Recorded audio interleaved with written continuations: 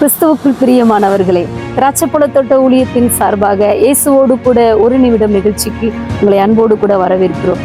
இந்த நாளிலும் கூட ஆண்டவர் நம்மளுக்கு கொடுக்கிற மிகப்பெரிய வாக்குத்தத்தம் யோபு எழுதின புஸ்தகத்திலே 37வது அதிகாரம் 5வது வசனத்தினுடைய பின்பகுதியில் இப்படியாக சொல்லப்பட்டிருக்குது. நாம் கிரகிக்க முடியாத பெரிய காரியங்களை அவர் செய்கிறார்னு சொல்லி ஆண்டவர் இன்னைக்கு உங்களுக்கு ஒரு வாக்கு கொடுக்கிறார். நீங்க நம்ப முடியாத, நினைக்க முடியாத பெரிய காரியங்களை அவர் செய்ய போகிறார். சாராளுடைய கர்ப்பம் செத்து போன நிலைமையில கூட ஆண்டவர் அவங்களுக்கு ஒரு குழந்தைய கொடுத்து அவங்களை ஆசீர்வதித்தார்.